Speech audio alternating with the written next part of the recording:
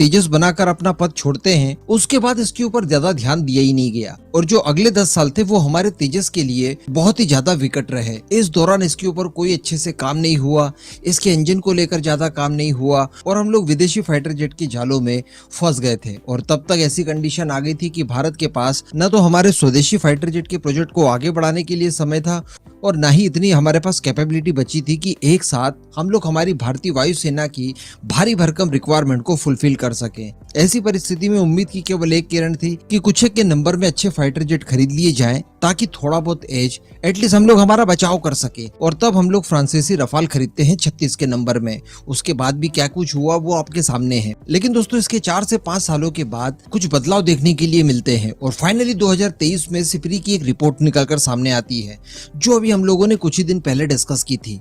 उसमें ये बताया गया था सिपरी की रिपोर्ट में कि वर्ल्ड वाइड जो हथियारों की बिक्री की जाती है, जिसके दूसरे पायदान पर शुरुआत से लेकर अभी तक रशिया काबिज हुआ करता था, अब बहुत ही जल्द वो पायदान फ्रांस अपने नाम कर लेगा। क्योंकि रशिया के हथियारों की सेल जहां पर घट रही है तो वहीं पर फ्रांसीसी हथियारों की सेल बहुत ज्यादा बढ़ रही है और आने वाले कुछ ही समय में फ्रांस इस सेकंड पोजीशन को होल्ड करना शुरू कर देगा। इसके लिए न केवल फ्रांस रशिया को पीछे छोड़ रहा है बल्कि हथियारों का बहुत ही बड़ा डेवलपर और एक्सपोर्टर जर्मनी भी उससे बहुत ज्यादा पिछड़ गया है और यही हाल ब्रिटेन के भी हुए हैं। तो कहने का मतलब फ्रांस ने सडनली एक बहुत ही बड़ा जंप लिया है और अपने आप को हथियारों के एक्सपोर्ट के क्षेत्र में बहुत बड़ा मुकाम दे दिया है। अब इस खबर के पीछे हम लोगों ने अनुमान लगाए थे कि ये सारी कुछ चीजें संभव कैसे हो पाई, जबकि रिसेंटली एक बहुत ही बड़ी डील फ्रांस के हाथों से चली जाती है और वो डील थी ऑस्ट्रेलिया की सबमरीन वाली डील जो कि अमेरिका और ब्रिटेन ने चुरा ली। अगर वो फ्रांस के हाथ में अभी भी होती तो definitely second position France hold कर चुका होता, अगली रिपोर्ट आने के लिए वेट करना ही नहीं पड़ता। लेकिन इसके बावजूद ऐसा क्या हुआ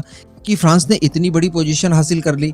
तो इसके पीछे सीधा सीधा कारण देखने के लिए मिला था उसके द्वारा बनाए गए रफाल, जिसका कि पिछले कुछ सालों में उसे लगभग 500 के ऑर्डर मिले हैं और रफाल ऐसी स्थिति में आ चुका है कि आज उससे ईर्ष्या F-35 को भी होने लगी है। F-35 वो जो कि दुनिया में 1000 की संख्या में बिक चुका है, इसके बावजूद उसको इनसिक्योरिटी महसूस करवा दी।